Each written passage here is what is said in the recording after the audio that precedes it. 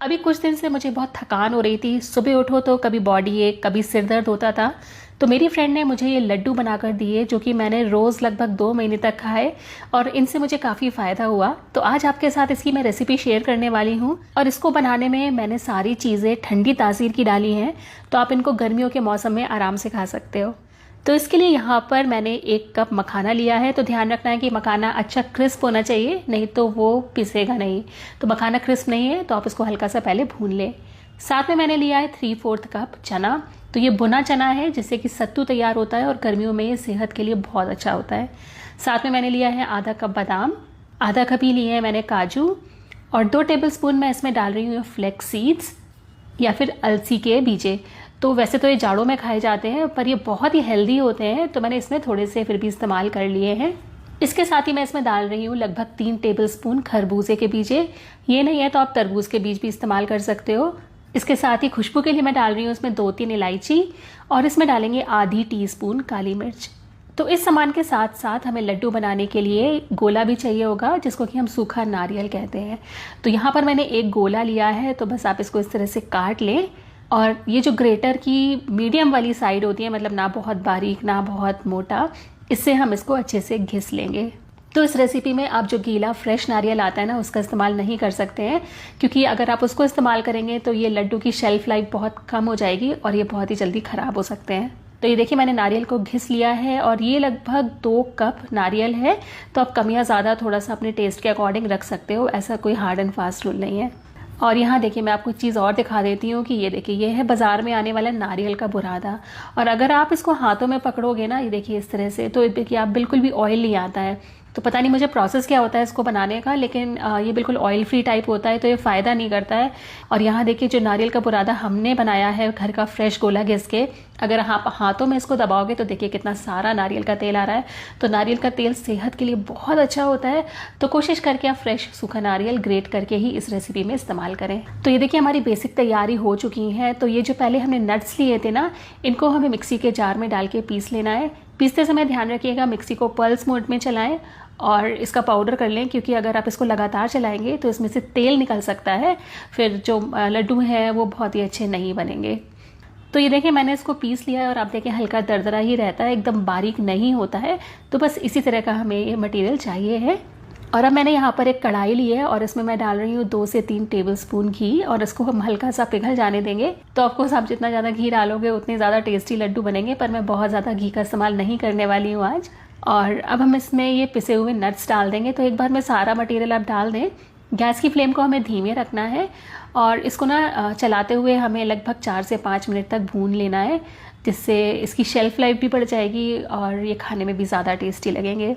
तो आप ना यहाँ पर अपनी पसंद के और भी नट्स, जैसे कि आप पम्पकिन सीड्स डाल सकते हो, अखरोट डाल सकते हो, तो वो भी बड़े टेस्टी लगते हैं लड्डुओं में। अच्छा, इनको भूनते हुए अब मुझे थोड़ा सा टाइम हो चुका है। तो ये देखिए आप कलर बदल गया है, और ये ना आपको दिख रहा होगा मिक्सचर हल्का सा खिला खिला हो गया है। तो अब हम इसमें नारियल का बुरादा डाल देंगे, जो कि हमने घिस के रखा था।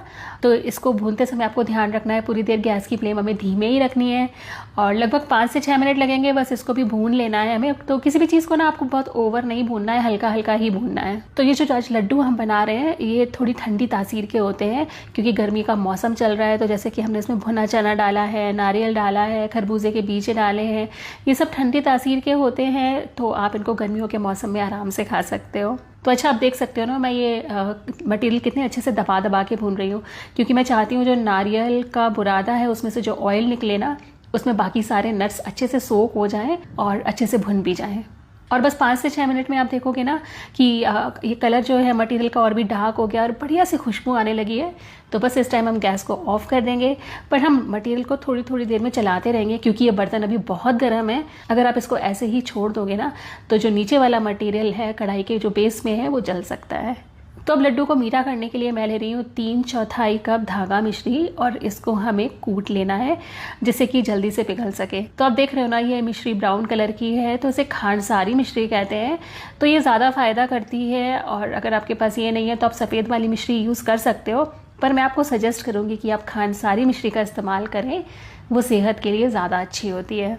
और ये देखिए मिश्री को मैंने हल्का सा ही कूटा है, तो आप अगर इसमें से थोड़े से धागे निकाल पाएँ इस टाइम तो ठीक है, नहीं निकाल पाएँ तो कोई प्रॉब्लम नहीं है, क्योंकि बाद में हम एनीवे धागों को छान के अलग कर देंगे। तो बस अब हम इसको पिघला लेंगे। तो ये मिश्री हम पैन में डालेंगे और साथ में डाल देंगे हम आधा कप पानी। गैस की फ्लेम को हमें मीडियम हाई पे रखना है और मिश्री को अच्छे से पिघला लेना है। तो इसको पिघलाने में ऑलमोस्ट 10 से 12 मिनट लगते हैं। तो ध्यान रखना है कि यहाँ में किसी तरह की चाशनी नहीं चाहिए, बस मिश्री को पिघला लेना है। अच्छा, यहाँ देखें मिश्री को मैंने 10 से 12 मिनट पकाया है और आप इसकी कंसिस्टेंसी देखें, ये हल्की सी गाढ़ी हो गई है। और अगर हाथ में आप इसको पकड़ोगे ना तो ये शाइनी और आपको चिपचिपी लगेगी। तो बिल्कुल वैसे ही हो गई है जैसे कि हम गुलाब जामुन की चाशनी तैयार करते हैं। तो बस अब हम पिघली हुई मिश्री को लड्डू के मटेरियल में छान के अच्छे से मिला देंगे। तो इससे क्या होगा, कोई इम्प्योरिटी होगी तो वो भी निकल जाएगी और सारे धागे भी अलग हो जाएंगे। और बस अब हमें इसको बहुत जल्दी जल्दी से मिलाना है, जिससे कि जो गर्म चाशनी हमने डाली है वो लड्डू के मटेरियल में अच्छे से एब्जॉर्ब हो जाए। तो यहाँ पर जो भुना हुआ मेरा लड्डू का मटेरियल था वो लगभग 5.5 कप था। तो इसमें मैंने 3/4 कप मिश्री और आधा कप पानी का इस्तेमाल किया है। तो आपको जिस भी प्रपोर्शन में लड्डू बनाने हो तो उस प्रपोर्शन में आप इस हिसाब से मिश्री का ज़्यादा या कम अमाउंट डाल सकते हो। तो ये देखिए सभी चीज़ों को मैंने बहुत अच्छे से मिला लिया है। अब मैं इसमें डाल रही हूँ 1 टेबलस्पून घी। इससे लड्डू का टेस्ट भी बढ़ेगा और इसमें चमक भी आ जाएगी। और अब हम ये चम्मच हटा देंगे और लड्डू के मटेरियल को अच्छे से हाथों से मिलाएंगे। तो ये मटेरियल पहले बहुत गर्म था ना, इसलिए मैंने स्पैचुला का इस्तेमाल किया था। तो बाद में जब ये हल्का सा ठंडा हो जाए, छूने लायक हो जाए, तो अच्छे से दबा दबा के इस तरह से आप लड्डू के मिक्सचर और मिश्री को आपस में मिला लें।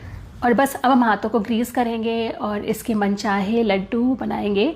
तो अच्छे से दबा दबा के लड्डू बनाएं।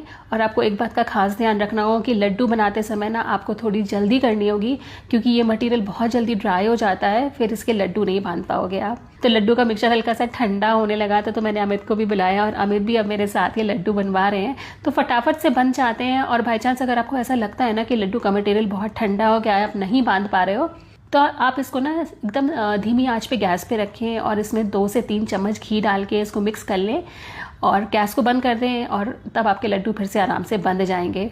तो ये देखिए लड्डू तो बनके तैयार हैं और बहुत ही टेस्टी होते हैं, हेल्दी होते हैं, फटाफट बन जाते हैं। और अगर आपको कभी भी ऐसा लग रहा हो ना कि बहुत थकान हो रही है सुबह उठ के, या फिर बहुत सिर दर्द हो रहा है, या फिर पूरे दिन ऐसा लेज़ी सा लगता है, तो आप ना कम से कम 2 से 3 महीने ये लड्डू ज़रूर खाओ।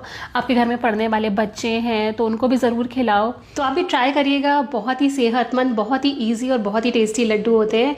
और मुझे फीडबैक में ज़रूर बताइएगा कि आपको कैसे लगे। अगली बार आपसे फिर मुलाकात होगी एक नए वीडियो के साथ। तब तक के लिए take care and bye bye.